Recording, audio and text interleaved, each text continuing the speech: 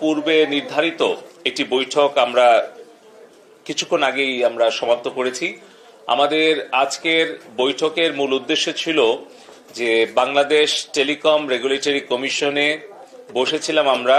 আমাদের ডাক টেলিযোগাযোগ সচিব মহোদয় ছিলেন, আমাদের এনটিএমসি ডিজি মহোদয় এবং ডিজিএফআই, এনএসআই, বিভিন্ন গোয়েন্দা সংস্থার প্রতিনিধিবৃন্দ। সাথে ছিলেন আমাদের চারটি যে মোবাইল নেটওয়ার্ক অপারেটর, জিপি, রবি, বাংলালিংক এবং টেলিটক। তার সাথে আমরা আরো চারটি নেতৃত্ব দানকারী এমএফএস সলিউশনকে ডেকেছিলাম আমরা, বিকাশ, নগদ, রকেট এবং উপায়। কারণ আমরা সারা বাংলাদেশে বর্তমানে যে 19 কোটি মোবাইল সিম গ্রাহক আছে, যারা বাংলাদেশে প্রায় 13 কোটির বেশি ইন্টারনেট ব্যবহারকারী আছে, আমি ব্যক্তিগতভাবে মনে করি যে বাংলাদেশের নাগরিক কিন্তু 14 কোটি মানুষ ইন্টারনেট ব্যবহার করে।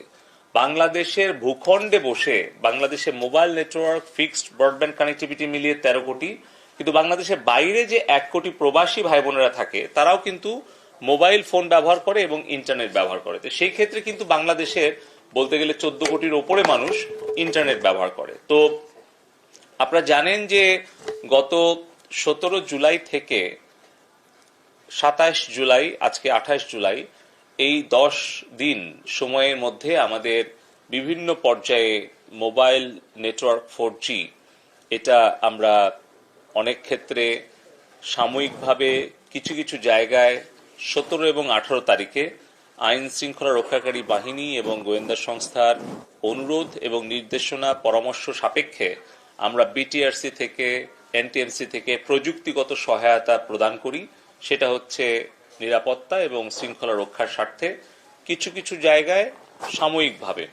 এবং 18 তারিখ বৃহস্পতিবার, জুলাই 18 তারিখ বৃহস্পতিবার বিকাল 3টা থেকে রাত 9টা পর্যন্ত মহাখালীর ত্রাণ পুনর্বাসন অধিদপ্তরের নিচতলায় সেখানে সার্ভার একটি সম্পূর্ণ পুড়িয়ে দেওয়া হয়।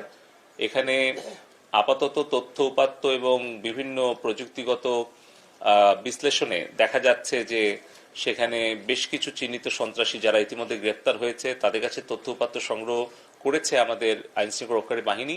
দেখা যাচ্ছে যে এখানে একটা পরিকল্পিতভাবে একটা সন্ত্রাসী গোষ্ঠী আমাদের ওখানে ডেটা সেন্টার পুড়িয়ে দেয় এবং ওই এলাকায় যে 3টা ডেটা সেন্টার আছে সেখানে যেই সোর্স অফ ইন্টারনেট এবং যেই ইলেকট্রিসিটি সেই কেবলগুলো পুড়িয়ে দেয় এবং সেখানে যে একটা ভীতিকর অবস্থা সৃষ্টি হয়, জীবনের ঝুঁকি নিয়ে সেই সময় ডেটা সেন্টারে যারা কাজ করছিল তারা কিন্তু সেই ডেটা সেন্টারের কার্যক্রম শাটডাউন করতে বাধ্য হয় এবং ওই একটা ডেটা সেন্টার পুড়ে যাওয়া, আরও বাকি দুটো ডেটা সেন্টারের সোর্স অফ ইন্টারনেট এবং ইলেকট্রিসিটি কেবল পুড়ে যাওয়া এবং সারা দেশে শত শত কিলোমিটার ফাইবার অপটিক্যাল কেবল যেগুলো ওভারহেড ছিল আইএসপির, সেগুলো সন্ত্রাসীরা অগ্নিসংযোগ করে পুড়িয়ে দেয়, কেটে ফেলে। এবং পাশাপাশি আমাদের কক্সবাজার, চট্টগ্রাম হয়ে ঢাকায় যে ফাইবার অপটিক্যাল কেবল ছিল সেটা সড়ক এবং সেতু মেরামতের কারণে বেশ কিছু জায়গায় ওভারহেড ছিল, সেগুলো সন্ত্রাসীরা পুড়িয়ে দেওয়ার ফলে আমরা 2 দিন পরে জানতে পারি যে কোন এক্স্যাক্টলি লোকেশনে এই তারগুলো পুড়ে গেছে। তখন সেনাবাহিনীর তত্ত্বাবধানে সেটা মেরামত করা হয়। ফলে আমাদের একটা মাত্র কুয়াকাটা সাবমেরিন কেবলের স্টেশনটি ওপেন থাকে। আমরা জরুরি কার্যক্রম চলমান রাখার জন্য ইন্টারন্যাশনাল এয়ারপোর্ট, আমাদের সি পোর্ট, তারপরে আস্তে আস্তে পর্যায়ক্রমে আমরা আমাদের যেই ডিপ্লোম্যাটিক এনক্লেভ, কূটনৈতিক পাড়া, মিডিয়া, বাণিজ্যিক কেন্দ্র, ব্যাংকিং এরিয়া, এগুলোতে আমরা ইন্টারনেট দেই। ফলে 3 দিন আমরা অধিকাংশ আমাদের কেন্দ্রগুলো বিশ্বের সাথে ইন্টারনেট বিচ্ছিন্ন হয়, কিন্তু 3 দিন সম্পূর্ণ বিচ্ছিন্ন না হলেও আমাদের জরুরি সেবাগুলো, জরুরি কার্যক্রমগুলো, আন্তর্জাতিক যোগাযোগ আমরা রক্ষা করতে পারি। তো আমাদের স্যাটেলাইট আপ অ্যান্ড রানিং ছিল, আমাদের ইন্টারনেট আমরা সাময়িকভাবে বিঘ্ন ঘটে, ব্যাহত হয় সারা দেশে ইন্টারনেট সংযোগ প্রদানের জন্য। তো আজকে আমরা সিদ্ধান্ত গ্রহণ করেছি আমাদের বৈঠক শেষে যে আজকে বিকাল 3টার সময়ে আমরা আমাদের মোবাইল নেটওয়ার্কের 4G ইন্টারনেট কানেক্টিভিটি আমরা পুনঃস্থাপন করতে পারবো ইনশাল্লাহ। এবং বিকাল 3টার পর থেকে সারা দেশে মোবাইল নেটওয়ার্ক 4G পুনঃস্থাপন করা হবে ইনশাল্লাহ এবং তার জন্য প্রযুক্তিগত সহায়তা আমরা সবসময় দেব এবং মোবাইল নেটওয়ার্ক অপারেটর তারাও যত দ্রুত সম্ভব তাদের প্রস্তুতি গ্রহণ করবে এবং আশা করছি আমরা যে আজকে বিকাল 3টা থেকে আমরা পুনরায় মোবাইল 4G নেটওয়ার্ক আমরা পুনঃসংযোগ পুনঃস্থাপন করতে পারবো। এর সাথে সাথে যারা মোবাইলের গ্রাহক, যারা ইন্টারনেটের যে প্যাকেজগুলো ছিল, ডেটাগুলো ছিল, সেটি আসলে তাদের তো ব্যক্তিগতভাবে কোনো দোষ না, কিন্তু এই নেটওয়ার্কটা আসলে নিরবিচ্ছিন্ন না থাকাতে তারা সেই সময় ইন্টারনেটটা ব্যবহার করতে পারেনি। এই সকল বিষয় বিবেচনা করে আমরা আলোচনা সাপেক্ষে আমরা সিদ্ধান্ত গ্রহণ করেছি যে 3 দিনের জন্য আমরা মোবাইল নেটওয়ার্ক যারা আসবেন, ব্যবহার করবেন এবং 4G-তে যখন যুক্ত হবেন, তখন মোবাইল ইন্টারনেট ব্যবহারকারী প্রত্যেক গ্রাহক 3 দিনের জন্য 5GB বোনাস তারা ডেটা পাবেন।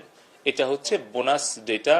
সকল ইন্টারনেট গ্রাহক যারা মোবাইল ফোনে ইন্টারনেটে যুক্ত হবেন আজকে 3টার পর, তারা 3 দিনের মধ্যে তারা এই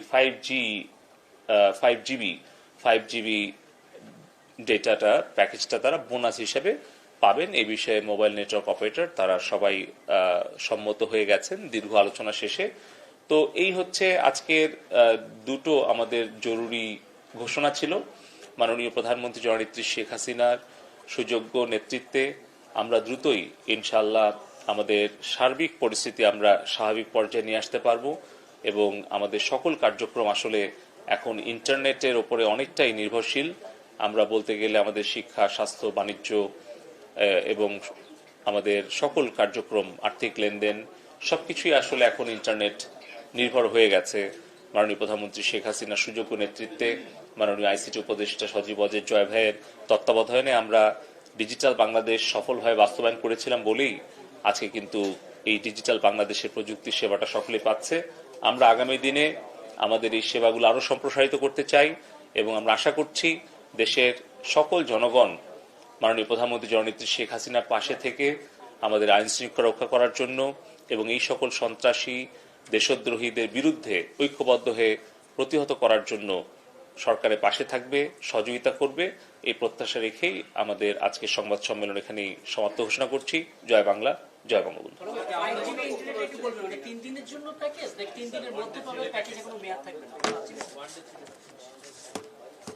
এটা আমরা বোনাস দিচ্ছি 3 দিনের জন্য 5GB। আজকে 3টা থেকে যারা ইন্টারনেটে যুক্ত হবেন আজকে থেকে এটা শুরু হবে আর কি। মাননীয় মন্ত্রী, আপনি তো বললেন 10 দিনের একটা সমস্যা ছিল, এই যে তাহলে 3 দিন পাবে, মানে 7 দিন পাচ্ছে। কারণটা হচ্ছে এখানে আমরা বিশ্লেষণ করে দেখলাম যে আমাদের মোবাইল ব্রডব্যান্ড যারা ব্যবহারকারী আছে তাদের মধ্যে অধিকাংশ প্যাকেজ ছিল হচ্ছে 7 দিন, আর খুব কম প্যাকেজ হচ্ছে 30 দিন। তো আমরা মাননীয় আইসিটি উপদেষ্টা মহোদয়ের কাছে এই 2 সপ্তাহ আগে আমরা একটা বৈঠক করি, সেখানে তুলে ধরেছিলাম। তো এখন বর্তমানে আমরা যেই প্যাকেজগুলো ছিল সেগুলোকে যদি আমরা আবার ফিরিয়ে দিতে যাইতাম তাহলে কিন্তু আরো 2-3 দিন লাগতো, মানে পুরো টেকনোলজি সবগুলো মোবাইল নেটওয়ার্ক অপারেটরদের রেডি না। সো এই জটিল অবস্থাটা পরিহার করার জন্য আমাদের গ্রাহকদের উপকারের কথা চিন্তা করেই আমরা তাদেরকে আসলে আমরা এই সিদ্ধান্তটা দিয়েছি, যাতে আমরা ইন্টারনেটটা আমাদের গ্রাহকরা ইন্টারনেটে মোবাইল 4G-তে যুক্ত হওয়ার সাথে সাথেই তারা যাতে এই 5GB বোনাসটা তারা 3 দিন ব্যবহার করতে পারে। আমি আসলেই দুঃখিত এবং ক্ষমাপ্রার্থী আমাদের যারা মোবাইল নেটওয়ার্ক গ্রাহক আছেন, যারা ইন্টারনেট মোবাইল 4G-র মাধ্যমে ব্যবহার করতেন, এই যে বিগত সময়ে তাদের যে কষ্ট পেতে হয়েছে বা একটা সাময়িক সমস্যার মধ্যে পড়তে হয়েছে। তো আমি বলবো যে আসলে দেশের সামগ্রিক আইন শৃঙ্খলা এবং নাগরিকদের যান এবং মালের নিরাপত্তার জন্য, সম্পদের নিরাপত্তার জন্য আমাদেরকে কিন্তু বিভিন্ন সময়ে বিভিন্ন ধরেন এই যে এখন কারফিউ অবস্থা চলছে, আমাদের আইন শৃঙ্খলা রক্ষাকারী বাহিনী তারা যে একটা সুশৃঙ্খল অবস্থা ফিরিয়ে আনার জন্য কাজ করছে, আমি তার জন্য আমাদের mobile network operator, mobile financial wallet user এবং সার্ভিস প্রোভাইডার, আইন শৃঙ্খলা রক্ষাকারী বাহিনী, গোয়েন্দা সংস্থা এবং অবশ্যই দেশবাসীর প্রতি ধন্যবাদ জানাই। বিশেষ করে আমাদের যারা মূলধারা গণমাধ্যম সাংবাদিক বন্ধুগণ আছেন তাদেরকে ধন্যবাদ জানাই, যে আপনারা সহযোগিতা করেছেন বলেই কিন্তু এত দ্রুত সময়ের মধ্যে মাননীয় প্রধানমন্ত্রী জননেত্রী শেখ হাসিনা দেশের পরিস্থিতিটা আবার স্বাভাবিক অবস্থায় ফিরিয়ে আনতে পেরেছেন। তো আমরা আশা করব যে কারো কোনো ষড়যন্ত্রে বা কোনো গুজবে আপনারা বিভ্রান্ত হবেন না, কোনো ষড়যন্ত্রের ফাঁদে আপনারা পা দিবেন না। আমাদের সাধারণ ছাত্রছাত্রী, আমাদের সন্তানেরা, অভিভাবক, শিক্ষক এবং সকল শ্রেণী পেশা সকলে মিলে আমরা বাংলাদেশকে একটি শান্তিপূর্ণ, বঙ্গবন্ধুর বৈষম্যমুক্ত সোনার বাংলার আধুনিক রূপ জননেত্রী শেখ হাসিনা স্মার্ট বাংলাদেশে পরিণত করব এবং সবারই সহযোগিতা কামনা করছি। এমএফএস গুলো উপস্থিত ছিল, এমএফএস দের সাথে আপনাদের পার্টিকুলারলি কোনো বিষয়ে আলাপ হয়েছে কিনা? কারণ রেমিটেন্স নিয়ে একটা কথা হচ্ছে, সোশ্যাল মিডিয়াতেও ঘুরতেছে, আপনিও জানেন। এমএফএস দের নিয়ে রেমিটেন্স ইস্যুতে কোনো কথা হয়েছে কিনা? এইটা একটা। আরেকটা বিষয়, মোবাইল অপারেটর থাকলে ভালো হতো এই সিচুয়েশনে, যখন ইন্টারনেট ছিল না, অনেক অপারেটরদের বিরুদ্ধে স্বাভাবিক সময় থেকে অতিরিক্ত মূল্যে মিনিটের জন্য চার্জ করার একটা অভিযোগ পাওয়া গেছে। আপনাদের আলোচনায় এই ধরনের কোনো বিষয় উঠছিল কিনা? আজকে আলোচনার মূলত একটাই বিষয় ছিল যে কত দ্রুত মোবাইলের 4G নেটওয়ার্কটা আমরা পুনঃস্থাপন করতে পারি, সেই সিদ্ধান্ত আমরা গ্রহণ করেছি। আরেকটা ইস্যু ছিল যে আমাদের মোবাইলের যারা গ্রাহক আছে তাদেরকে এই ক্ষতিটা কতটুকু আমরা পূরণ করতে পারি। তো আজকে বৈঠকের যে দুটি উদ্দেশ্য সেটি পূরণ হয়েছে। আমরা আজকে বিকাল 3টায় মোবাইল 4G নেটওয়ার্কটা আমরা পুনঃস্থাপন করব ইনশাল্লাহ, এবং আমাদের গ্রাহকদের আসলে ক্ষতির বিষয়টি বিবেচনায় রেখে আমরা একটা সিদ্ধান্তে এসেছি যে 3 দিনের জন্য 5GB আমরা বোনাস হিসেবে প্রত্যেক গ্রাহককে দেব। যার হয়তো 200 MBPS ছিল সেও পাবে 5GB, আবার যার হয়তো 5GB 7 ডে ছিল প্যাকেজ সেও 3 দিনের জন্য তারা 5GB বোনাস পাবে। তো আমাদের একটা সিদ্ধান্তে আসতে হয়েছে যেটা সকল গ্রাহকের জন্যই হয়তো উপকারে লাগবে এবং আমরা যৌক্তিক বলে মনে করেছি, এবং এটাই আমরা মোবাইল নেটওয়ার্ক অপারেটরদেরকে নির্দেশ দিয়েছি তারা যেন 4টি মোবাইল নেটওয়ার্ক অপারেটরই আজকে 3টার পর থেকে তারা মোবাইলে 4G নেটওয়ার্কটা পুনঃস্থাপন করে এবং পাশাপাশি 3 দিনের জন্য 5GB করে ডেটা সবাইকে বোনাস হিসেবে দেয়। এই দুটো হচ্ছে আমাদের আজকে এজেন্ডা ছিল।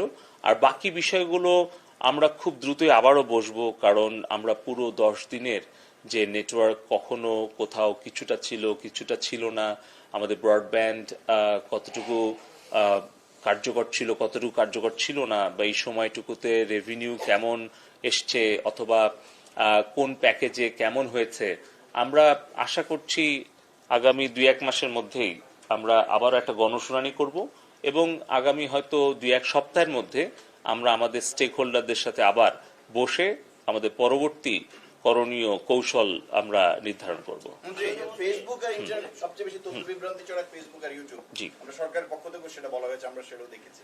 তো এই স্বাভাবিক পুনঃস্থাপিত হলে 4G স্বাভাবিক সময়ের মতো কি আগের মতোই আমরা ফেসবুক এবং ইউটিউবকে কি রকম আমরা গতকালকে ফেসবুক, ইউটিউব এবং টিকটককে এবং সোশ্যাল মিডিয়া যারা পপুলার প্ল্যাটফর্ম আছে তাদেরকে আমরা একটা চিঠি দিয়েছি বিটিআরসি থেকে।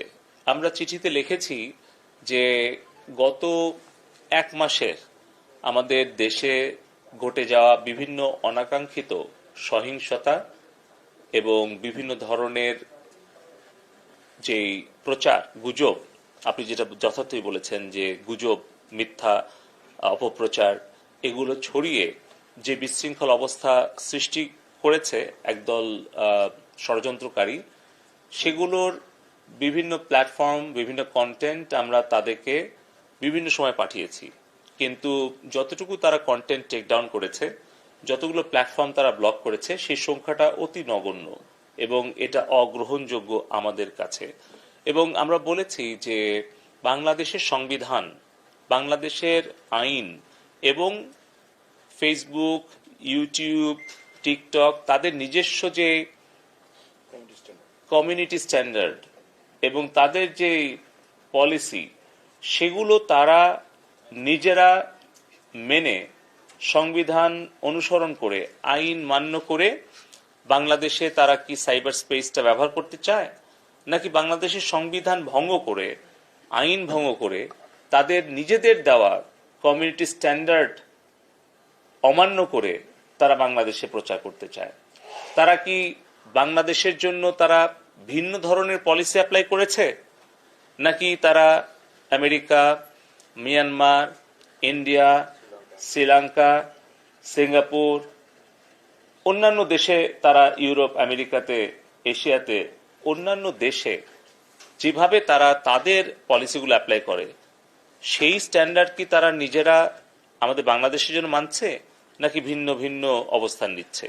আমরা দেখতে পাচ্ছি যে আমাদের বাংলাদেশ আওয়ামী লীগের সমর্থনে যেই পেজগুলো, যেই ফেসবুক অ্যাকাউন্টগুলো কাজ করত, এরকম 50টা পেজ এবং অ্যাকাউন্ট তারা ব্লক করে দিয়েছে।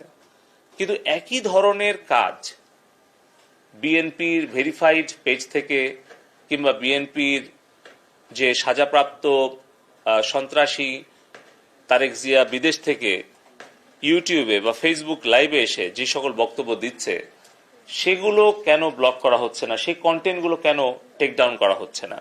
কিংবা যেগুলো চিলড্রেন অ্যাবিউজ কিংবা আপনার আমাদের নারীদের প্রতি যে আক্রমণ অথবা অগ্নিসংযোগ অথবা যে ধরনের সন্ত্রাস এবং হত্যাকাণ্ড আমাদের এই গত কিছুদিনে হলো প্রচারণা গুজবের কারণে, সেগুলোর ব্যাপারে তারা কোনো ধরনের দায়িত্বশীল কোনো প্রতিক্রিয়া দেখায়নি বা কোনো ধরনের ভূমিকা রাখেনি।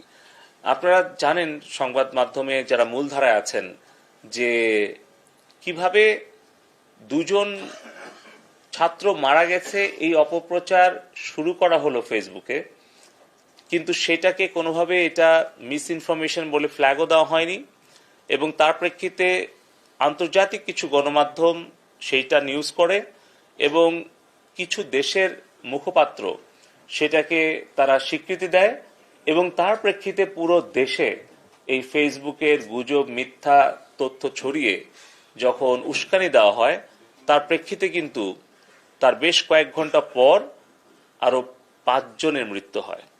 তাহলে আমরা বলেছি যে এই মৃত্যুর দায় কি ফেসবুক এড়াতে পারে? এই সকল উত্তর দেওয়ার জন্য আমরা 31 জুলাই আমরা এই সোশ্যাল মিডিয়া প্ল্যাটফর্মগুলোকে ঢাকায় এসে বিটিআরসিতে তাদেরকে লিখিত এবং মৌখিকভাবে জবাব এবং ব্যাখ্যা দেওয়ার জন্য আমরা অনুরোধ করেছি। তারা এসে যুক্তি এবং ব্যাখ্যা দিয়ে যদি আমাদেরকে বুঝাতে পারে যে সারা বিশ্বের সব দেশের জন্য তাদের নীতিমালা একই এবং অন্যান্য দেশে তারা যেভাবে কন্টেন্ট তারা টেকডাউন করে বা ব্লক করে, বাংলাদেশের ক্ষেত্রেও তারা সমানভাবে তাদের এই বৈষম্যমুক্ত আচরণ করছে বা করেছে বা করবে, তাহলে এগুলো আলোচনা, ব্যাখ্যা, বিশ্লেষণ করে তারপরে আমরা সিদ্ধান্তটা গ্রহণ করতে চাই। তো এই ব্যাপারে আমরা 31 তারিখে তাদের কাছ থেকে শুনে তারপর আমরা সিদ্ধান্ত নিতে চাচ্ছি। মানে এই যে আজকে 3টা থেকে চালু হবে 4G নেটওয়ার্ক, সবগুলোই চালু থাকবে। ফেসবুক, ইউটিউব এগুলা কি আমরা আসলে তো সম্পূর্ণভাবে কখনোই কোনো অ্যাপ্লিকেশন আমরা ব্লক করিনি। এটা এখন ডিপেন্ড করছে তাদের আচরণের উপরে। এখন তারা যদি আমাদের দেশের আইন, সংবিধান এবং নিরাপত্তা সবকিছু বিবেচনায় রেখে তারা যদি দায়িত্বশীল আচরণ করে, তাহলে অবশ্যই তারা বাংলাদেশে আমাদের সকলের সহযোগিতা পাবে এবং আমরা কোনো কিছু ব্লক করতে চাই না, কিন্তু আমরা তাদের ব্যাখ্যাটা জানতে চাচ্ছি। আর এই মুহূর্তে অনেকেই অনেকভাবেই তারা অ্যাপ্লিকেশন ব্যবহার করছে। আমরা অনুরোধ শুধু করব যে ভার্চুয়াল প্রাইভেট নেটওয়ার্কটা ব্যবহার করা ঝুঁকিপূর্ণ, অতএব ব্যক্তিগত নিরাপত্তা, ব্যক্তিগত সুরক্ষা এবং তথ্যের সুরক্ষা এই সব কিছু বিবেচনা রেখে যেন ভার্চুয়াল প্রাইভেট নেটওয়ার্ক এটা ব্যবহার থেকে আমরা বিরত থাকি। তাছাড়া দেখা যাচ্ছে আর্থিক লেনদেন যদি কোনো আমরা ভার্চুয়াল নেটওয়ার্ক ব্যবহার করে করি, তাহলে কিন্তু সেই পাসওয়ার্ডটা ভার্চুয়াল নেটওয়ার্ক প্রোভাইডার যে সে কিন্তু পেয়ে যাচ্ছে। তার মানে পুরোটাই একেবারে মানে বলতে গেলে আমরা যা কিছু করছি এটা একটা কাচের ঘরে করার মতো। মানে এটা কিন্তু ভার্চুয়াল নেটওয়ার্ক যে প্রোভাইড করছে তার কাছে কিন্তু পুরো তথ্যপাত্য সে চাইলেই পাবে। সো এটা একটু ঝুঁকিপূর্ণ হয়, এই বিষয়টা আমরা বলছি। আমরা সাইবার সিকিউরিটি নিয়েও আগামী পরশুদিন একটা মিটিং দিয়েছি, গতকালকেও আমরা একটা এক্সক্লুসিভ মিটিং করেছি। সেখান থেকে অনেক কিছু ঝুঁকি আমরা চিহ্নিত করেছি। আমরা আসলে এখন সবাই সম্মিলিতভাবে কাজ করছি। তো এই মুহূর্তে আমি নির্দিষ্ট কোনো অ্যাপ্লিকেশনের কথা বলছি না। এটা আমাদের আইন শৃঙ্খলা রক্ষাকারী বাহিনী, গোয়েন্দা সংস্থা, তাদের নির্দেশনা পরামর্শক্রমেই আমরা প্রযুক্তিগত সহায়তা দিচ্ছি। ফলে তাদের যখন যেখানে যে ধরনের সহযোগিতা প্রয়োজন হচ্ছে, আমরা একসাথেই কাজ করছি সেইখানে তাদেরকে সেই সহযোগিতা দেওয়ার জন্য। ফলে আমি নির্দিষ্টভাবে কোনো অ্যাপ্লিকেশন বা কোনো প্ল্যাটফর্ম বা কোনো ওয়েবসাইট আমি এই মুহূর্তে উল্লেখ করতে চাচ্ছি না। মাননীয় মন্ত্রী, আমরা দেখেছি যে যতবারই এই ধরনের ঘটনাগুলো ঘটে ডেটা সেন্টারটাকে টার্গেট করা হয়, সেখানে আগুন দেওয়া হয় এবং নাশকতা চালানো হয়। এমন কোনো পরিকল্পনা আপনারা নেবেন কিনা যে ডেটা সেন্টারটা এখান থেকে সরিয়ে এমন একটা জায়গায় নেওয়া যাবে? আমাদের ডেটা সেন্টার কিন্তু সারা বাংলাদেশে আছে। কালিয়াকৈরে আছে, বঙ্গবন্ধু হাইটেক সিটিতে আছে, যশোরে আছে, শেখ হাসিনা সফটওয়্যার টেকনোলজি পার্কে আছে, মহাখালীতে আছে, নারায়ণগঞ্জে আছে, চট্টগ্রামে আছে। বলতে গেলে বিভাগীয় শহর, জেলা শহর সব জায়গায় আছে। তবে এখন আপনি বলেন যে যদি একটা সন্ত্রাসী গোষ্ঠী একটা রাজনৈতিক দলের নাম নিয়ে সাধারণ ছাত্রছাত্রীদের শান্তিপূর্ণ একটা যৌক্তিক আন্দোলনকে জিম্মি করে, পুঁজি করে রাষ্ট্রের সম্পদের ক্ষতি করে এবং আমাদের তরুণ ছাত্রছাত্রীদের হৃদয়ে ক্ষত সৃষ্টি করে পরিকল্পিতভাবে, তাহলে তো এটা অবশ্যই আমাদের সম্মিলিতভাবে প্রতিহত করতে হবে। কারণ আমাদের ডেটা সেন্টার বলেন, মেট্রো রেল বলেন, এলিভেটেড এক্সপ্রেসওয়ে বলেন, আমাদের সরকারের যানবাহন বলেন, ডাক বিভাগের কোনো একটা সম্পদ বলেন, এটা সবই তো জনগণের সম্পদ।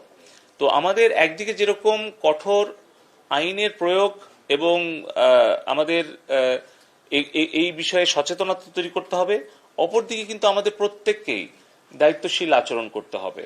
তো আমরা সকলেই একটাই অনুরোধ করি যে আমাদের দেশের জনগণ যাতে এই কতিপয় সংখ্যায় অল্প কিন্তু কিছু দুষ্কৃতিকারী, দুর্বৃত্ত এবং সন্ত্রাসীদেরকে প্রতিহত করার জন্য ঐক্যবদ্ধ থাকে, তাদের মিথ্যা কোনো অপপ্রচারে বিভ্রান্ত না হয়, গুজবে কান না দেয় এবং ইন্টারনেটে যাই দেখছে, যাই শুনছে সেটা সত্য মিথ্যা যাচাই না করে যেন এটা বিশ্বাস না করে, শেয়ার না করে। কারণ আজকে আমরা মোবাইল 4G নেটওয়ার্ক আমরা ওপেন করে দিচ্ছি, ফলে অবাধ তথ্য প্রবাহ যখন হবে তখন কিন্তু এর সাথে সাথে কিছু মিথ্যা গুজবও ছড়ানোর চেষ্টা করবে দেশ এবং বিদেশ থেকে। তো আমি আমাদের গণমাধ্যমের সাংবাদিক ভাই বোনদের মাধ্যমে আমি সকল ইন্টারনেট ব্যবহারকারী দেশের সকল জনগণকে অনুরোধ করতে চাই যে আপনারা সত্য মিথ্যা যাচাই আগে, ইন্টারনেটে শেয়ার পরে, এই নীতিতে আমরা সকলে যদি চলি এবং যাই কিছু আমরা দেখি না কেন, যাই কিছু আমরা ইন্টারনেটে আমরা শুনি না কেন, সেটা যেন আমরা যাচাই বাছাই না করে আমরা যেন গুজবে কান না দিই। ধন্যবাদ। মাননীয় মন্ত্রী, যে প্রশ্নটা করা হচ্ছিল যে ফেসবুক, ইউটিউব বা টুইটার এগুলো চলবে কিনা, মানে নাগরিকদের ব্যবহার করতে আমি বলেছি যে স্পেসিফিক ভাবে কোনো অ্যাপ্লিকেশনের নাম উল্লেখ করতে পারছি না। হাজার হাজার লক্ষ লক্ষ অ্যাপ্লিকেশন আছে। তো আমরা আইন শৃঙ্খলা রক্ষাকারী বাহিনী, গোয়েন্দা সংস্থার অনুরোধ ক্রমে যখন যেখানে যে প্রযুক্তিগত সহায়তা প্রয়োজন হবে এটা আমরা প্রদান করব। এটা আমি আসলে পাবলিকলি বা প্রেসে আমি এটা আসলে প্রকাশ করতে পারি না। আমরা দেখছি সামাজিক মাধ্যমে আপনি নিজেও সক্রিয়, সেটা কিভাবে? আমি এটা বলেছি কালকেও যে আমাদের এমার্জেন্সি এবং এসেনশিয়াল অনেকগুলো পাবলিক কি ইনফ্রাস্ট্রাকচার যেগুলো আছে, পিকেআই এবং আমাদের যেগুলো জরুরি সেবা, সেখানে আমরা ইন্টারনেট কিন্তু সবসময় চলমান রেখেছি, কখনো ইন্টারনেট শাটডাউন হয়নি। এই ইউকেতে হাউস অব কমন্সে যে 3 জন মেম্বার পার্লামেন্ট যারা এটার ব্যাপারে সমালোচনা করেছেন তাদেরকে আমরা লিখিত জবাব আমাদের হাইকমিশনের মাধ্যমে, ফরেন মিনিস্ট্রির মাধ্যমে পাঠিয়েছি। আমরা কোনো সময়ে সম্পূর্ণ বিচ্ছিন্ন হইনি বিশ্ব থেকে, এবং এই কারণে আমি বলছি আমাদের গুরুত্বপূর্ণ কিছু তথ্য অবকাঠামো এবং তথ্য পরিকাঠামোতে আমরা ইন্টারনেট যুক্ত রেখেছিলাম। ফলে আমাদের সরকারের পক্ষ থেকে সঠিক তথ্যটা আমরা যেন সোশ্যাল মিডিয়াতে দেই, দেশে এবং বিদেশে যারা গুজব এবং অপপ্রচার ছড়াচ্ছে তাদেরকে আমাদের ব্যাখ্যাটা দেওয়া, যাতে করে তারা আমাদের সরকারের সঠিক তথ্যটা জানতে পারে। সেজন্য আমার সোশ্যাল মিডিয়া প্রত্যেকটাই আমি অ্যাক্টিভ রেখেছি এবং আমি অ্যাক্টিভ থাকার চেষ্টা করছি যাতে আপনারা সংবাদ মাধ্যম এবং দেশের জনগণ দেশে এবং প্রবাসে তারা যেন সঠিক তথ্যটা পায়। আন্তর্জাতিকভাবে বলা হচ্ছে যে বাংলাদেশ 5 দিন 12 ঘন্টা ইন্টারনেট বিচ্ছিন্ন ছিল সরকারের নির্দেশ। এটা মিথ্যা। বাংলাদেশ বিশ্ব থেকে সম্পূর্ণ বিচ্ছিন্ন থাকেনি, এক মুহূর্তের জন্যও না। এটা হচ্ছে প্রথম আমার পক্ষ থেকে অফিসিয়ালি এক্সপ্লেনেশন। সেকেন্ড হচ্ছে, আমরা যদি স্ট্যাটিস্টার আপনারা যদি এখনই যান গুগলে, দেখবেন যে সারা বিশ্বের সর্বোচ্চ সময় ধরে ইন্টারনেট বন্ধ করে রাখার তালিকায় টপ 10-এ বাংলাদেশ নাই।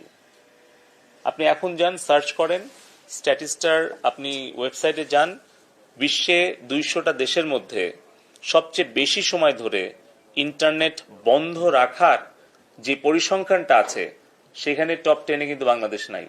আমি কোনো নাম উল্লেখ করব না কোনো দেশের, আপনারা নিজেরা সার্চ করে দেখেন, ইন্টারনেট সম্পূর্ণ বন্ধ রাখার তালিকায় টপ 10-এও বাংলাদেশ নাই। আমরা কখনোই ইন্টারনেট বন্ধ রাখার পক্ষে না, আমরা কোনো অ্যাপ বন্ধ রাখি না। আপনি তুলনা করে দেখেন,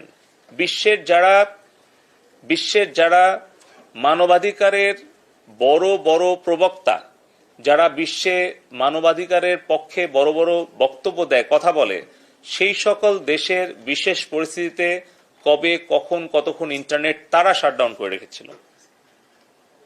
আপনারা দেখেন তাদের দেশে যে ধরনের কন্টেন্টগুলোকে তারা তাদের সাইবার স্পেসে ব্যবহার করতে দেয় না, আর আমাদের তুলনা করলে তাদের কি সেটা বলার নৈতিক অধিকার আছে? আমেরিকা, ইউরোপ, এশিয়ার যেই সকল দেশগুলো বাংলাদেশের বর্তমান পরিস্থিতি নিয়ে সমালোচনা করছে কিন্তু নিজেরা নিজেদের বিষয়টা উপলব্ধি করছে না, আমি মনে করি যে তাহলে তাদের নিশ্চয়ই উদ্দেশ্যটা পরিষ্কার নয়। কারণ যেই দোষে তারা দোষী, যে অপরাধে তারা অপরাধী, তারা নিজের দোষ নিজের অপরাধটা বিবেচনায় নিয়ে অন্যকে যদি শাসন করতে আসে বা উপদেশ পরামর্শ দিতে আসে, তাহলে নিশ্চয়ই আমরাও প্রশ্ন করব যে তারা নিজেদের উদ্দেশ্যটা হয়তো পরিষ্কার না। আপনি সুনির্দিষ্টভাবে কোনো সামাজিক যোগাযোগ মাধ্যম নিয়ে কিছু বলতে পারছেন না এখনই সরকারি ব্যবস্থাপনায় থাকার কারণে, কিন্তু দেশে 10 লাখেরও বেশি উদ্যোক্তা রয়েছেন যারা ই-কমার্স করেন এবং বাজারটি প্রায় 500 কোটি টাকা। এই যে ক্ষতিটি গত 10 দিন হয়ে গেল এবং এখনো সুনির্দিষ্ট কোনো তথ্য তারা আসলে পাবেন না, তাদের বিষয়ে আসলে আপনার বার্তাটা কি থাকবে যদি স্পেসিফিক কিছু বলতে চান? আমাদের বার্তা হচ্ছে যে আমরা সবসময় বলেছি যে আমাদের যারা ডিজিটাল কমার্স এন্টারপ্রেনার তারা নিজেদেরকে কমার্স এন্টারপ্রেনার হিসেবে যেন প্রতিষ্ঠিত না করে, এটা ঝুঁকিপূর্ণ। তারা কমার্স না হোক, টুইটার কমার্স না হোক, এক্স কমার্স না হোক, ইনস্টাগ্রাম কমার্স না হোক, তারা নিজেদেরকে ডিজিটাল কমার্স এন্টারপ্রেনার তৈরি করুক, নিজস্ব ডোমেইন, নিজস্ব ওয়েবসাইট অবশ্যই তারা গ্রহণ করুক, যাতে তাদের বিজনেস কন্টিনিউটি সবসময় থাকে, দেশে বিদেশে তাদের বিজনেসটা এক্সপ্যান্ড করতে পারে। এর আগেও কিন্তু বহুবার আমরা এই সচেতনতার বার্তাটা দিয়েছি। আর দ্বিতীয় কথা থাকবে যে আমাদের এই ধরনের যারা মাল্টিন্যাশনাল মানে ডিপ টেক কোম্পানি, তাদের নিজেদেরও কিছু সোশ্যাল অব্লিগেশন আছে, তাদেরও নিজেদেরও কিছু সামাজিক দায়বদ্ধতা আছে। সেই জায়গা থেকেও তাদের আসলে দায়িত্বশীল আচরণ এবং তাদের আমরা অবদান দেখতে চাই সামাজিক, বাণিজ্যিক সব দিকেই। সর্বশেষ প্রশ্ন, ভিপিএন ব্যবহার করা, এটা আপনি বলছিলেন ঝুঁকিপূর্ণ, এটা আইনগতভাবে এটার বিধানটা কি? এই মুহূর্তে আমরা তো বলছি যে কোনো অ্যাপ্লিকেশনটাকে আমরা ব্লক করতে চাই না, তো ভিপিএন তো একটা অ্যাপ, তাই না? তো আমরা তো বাংলাদেশ বিশ্বের অন্যতম প্রযুক্তিগতভাবে উদার দেশ। আমি আবারও বলছি, বাংলাদেশ বিশ্বের অন্যতম প্রযুক্তিগতভাবে উদার দেশ। আমরা আমাদের আইন, নীতিমালা সবকিছু যদি আপনি পর্যালোচনা করেন, তাহলে আপনি ইউরোপ, আমেরিকার যারা টপ 10 টেকনোলজি লিডার্স, তারা যে কতটা কনজারভেটিভ সেটা তাদের গত 10 বছরের সিদ্ধান্তেই আপনারা পাবেন। কিন্তু বাংলাদেশ কিন্তু সবসময় মাননীয় প্রধানমন্ত্রী জননেত্রী শেখ হাসিনা উদারতা দেখিয়েছেন এবং এখনো আমরা উদার নীতিটাই অনুসরণ করছি। ফলে আমরা সচেতন করছি সবাইকে যে এটা খারাপ, এটা ভালো, এটা মিথ্যা গুজব, এটা সত্য। এই অ্যাপগুলো ব্যবহার করা ঝুঁকিপূর্ণ, এগুলা অপেক্ষাকৃত নিরাপদ। এখন বাকিটা কিন্তু সেই গ্রাহক বা নাগরিকের দায়িত্ব। 2018 সাল থেকে আমরা 18 সালে শুনেছি যে গুজব নিয়ন্ত্রণ কমিটি করা হয়েছিল, এরপরে গুজব নিয়ন্ত্রণের সেলের কথাও শুনেছি। এরকম গুজব নিয়ন্ত্রণ কোনো কমিটি বা সেল ডাক টেলিযোগাযোগ বা আইসিটি মন্ত্রণালয়ে নেই।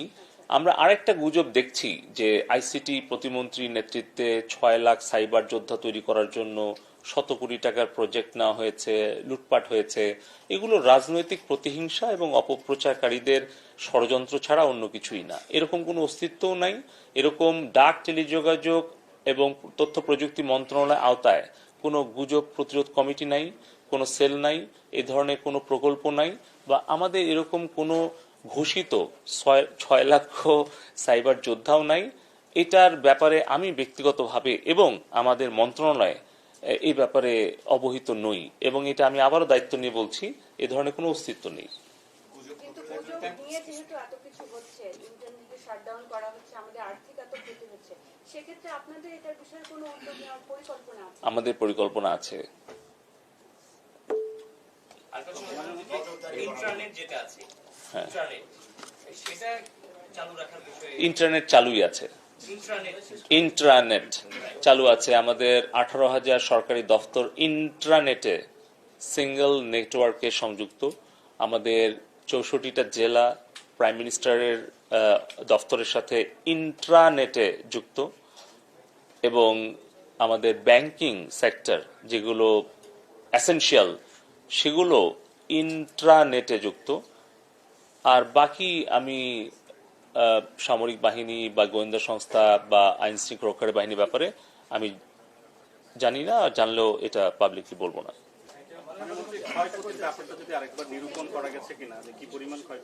এটা নিরূপণ এখনো করা যায়নি। এটা আসলে ক্ষয়ক্ষতির বিষয়টা আমরা এখনো চলমান আছে। যেরকম আমাদের ডাক বিভাগের ক্ষতি প্রায় 10 কোটির কাছাকাছি, আমাদের ডেটা সেন্টার এবং আইএসপিএবি তাদের যে ক্ষতির হিসাব প্রায় 500 কোটির মতো, একদম ফিজিক্যাল ইনফ্রাস্ট্রাকচার যে ড্যামেজ হয়েছে। কিন্তু যদি বিলিং হিসাব করে আমাদের 17টা জায়গায় আক্রান্ত হয়েছে, এবং আমাদের প্রায় 10-12 জনের মতো আহত হয়েছে। গতকালকে আপনারা দেখেছেন অতিরিক্ত মহাপরিচালক, তার মাথায় 14টা সেলাই, এবং সে মারাত্মকভাবে আহত হয়েছে। জীবনে বেঁচে গেছে, এটাই আল্লাহর কাছে শুকরিয়া। আমাদের প্রায় 6টা গাড়ি পুরাপুরি পুড়িয়ে দিয়েছে, আরো প্রায় 5-7টা গাড়ি আংশিকভাবে ভাঙচুর করেছে। সবকিছু মিলিয়ে প্রায় 8 থেকে 10 কোটি টাকা আমাদের ডাক বিভাগের ক্ষতি হয়েছে। আর আমাদের বঙ্গবন্ধুর যে ভাস্কর্য সেটি তারা ভেঙেছে, পুড়িয়ে দিয়েছে, এবং পাশাপাশি আমাদের যারা, আমি আগেও বলেছি যে শুধু সরকার কিন্তু একা না, পুরো ইন্টারনেট ইকোসিস্টেমটা কিন্তু প্রাইভেট সেক্টরের উপরে বেশিরভাগ নির্ভরশীল। কারণ আইআইজি প্রাইভেট, আপনার আইটিসি প্রাইভেট, এমএনও একটা সরকারি, 3টা প্রাইভেট, আর এমএফএস নগদের সাথে পার্টনারশিপ আছে কিছুটা, রেভিনিউ শেয়ারিং, কিন্তু বাকি সবগুলো প্রাইভেট। তাহলে আপনার এনটিটিএন সরকারে আছে মনে হয় 3টা, আর বাকি 3টা কিন্তু প্রাইভেট। সো আপনারা বুঝতে পারছেন যে এখানে কিন্তু প্রায় 500 কোটি টাকার মতো ক্ষতি হয়েছে।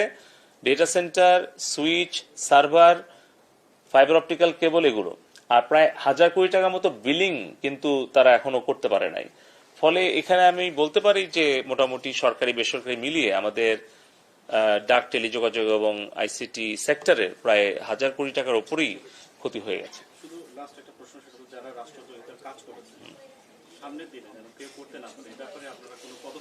আমরা পদক্ষেপ নিয়েছি। আমরা 13টা মামলা করেছি যারা ক্ষতি আমাদের করেছে, আমাদের যে ইনফ্রাস্ট্রাকচার। আর কিছু জায়গায় পুলিশ আগেই মামলা করেছে বলে পুলিশ বলেছে যে ওখানে দ্বিতীয় মামলা করার দরকার নাই। আমরা চাচ্ছি যে এই যারা সন্ত্রাসী, কারণ আমরা খোঁজ পেয়েছি মোটামুটি 10 দিনে প্রায় 1000 কোটি টাকার উপরে ক্ষতি হয়েছে আমাদের শুধু ডাক টেলিযোগাযোগ এবং আইটি মন্ত্রণালয়ের। আপনারা দেখেছেন যে অন্যান্য মন্ত্রণালয়ে আরো কয়েক হাজার কোটি টাকার ক্ষতি হয়েছে।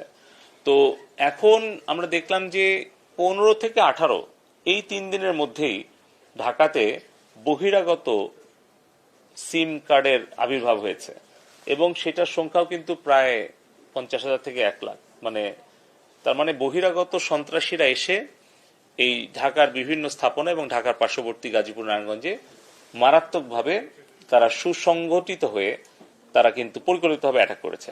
তো তার মানে একটা হচ্ছে অবশ্যই প্রযুক্তিগত সক্ষমতা আমরা বাড়াতে পেরেছি বলেই ক্ষতির পরিমাণটা কমেছিল এবং যখন যে সিদ্ধান্ত নেওয়ার দরকার ছিল মাননীয় প্রধানমন্ত্রী সেটা নিয়েছেন এবং আমাদের গোয়েন্দা সংস্থা আইন শৃঙ্খলা রক্ষাকারী বাহিনী তারা তৎপর ছিল বলেই আমরা দ্রুত এটা নিয়ন্ত্রণে আনতে পেরেছি এবং স্বাভাবিক পর্যায়ে আসতে পেরেছি। পাশাপাশি আমি বলবো যে আমাদের ব্যাপকভাবে সচেতনতা তৈরি করা দরকার, যেন আমরা নাগরিকদেরকে সচেতনতা তৈরি করতে পারি। এবং আমি আগেও বলেছি যে এই জনগণের সম্পদের ক্ষতিটা কাটিয়ে যত দ্রুত সম্ভব আমরা স্বাভাবিক অবস্থায় সবকিছু চলমান করতে চাই। দ্বিতীয়ত এই সন্ত্রাসী চিহ্নিত যারা হত্যাকারী এবং যারা সম্পদ বিনষ্টকারী তাদের বিরুদ্ধে কঠোর আইনের প্রয়োগের মধ্য দিয়ে তাদেরকে আইনের আওতায় আনতে চাই। আর তৃতীয়ত আমাদের দেশের যে 5 কোটি ছাত্রছাত্রী কোমলমতি আমাদের সন্তানেরা আছে তাদের যে একটা হৃদয়ের ক্ষত সৃষ্টি হয়েছে, যে দূরত্ব বা ভুল বুঝাবুঝি তৈরি হয়েছে, এটা আমরা অভিভাবক, শিক্ষক, সাংবাদিক সবাই মিলে আমরা তাদেরকে স্নেহ, মমতা, ভালোবাসা দিয়ে তাদের সাথে দূরত্বটা দূর করে তাদের হৃদয়ের ক্ষতটাও আমরা দূর করতে চাই। আপাতত আমরা এভাবেই কাজ করছি। আপনারা দেখছেন যে মাননীয় প্রধানমন্ত্রী প্রতিদিন উনি হাসপাতাল পরিদর্শন করছেন, সকল ক্ষতিগ্রস্ত পরিবার এবং যারা মারা গিয়েছে সেই সকল পরিবারের দায়িত্ব উনি নিয়েছেন এবং চিকিৎসাধীন যারা আছে আহত অবস্থায় তাদের চিকিৎসার খোঁজ খবর নিচ্ছেন এবং যেই সকল সরকারের স্থাপনাগুলো সন্ত্রাসীরা অগ্নিসংযোগ করেছে, ক্ষতি করেছে, সেগুলো দ্রুত কাটিয়ে ওঠার জন্য উনি নির্দেশনা প্রদান করছেন। তো আমি আবারও আপনাদের সবাইকে ধন্যবাদ জানাই এবং সকলের সহযোগিতা কামনা করে আজকে আমাদের সংবাদ সম্মেলন শেষ করছি। সবাইকে ধন্যবাদ। জয় বাংলা, জয় বঙ্গবন্ধু।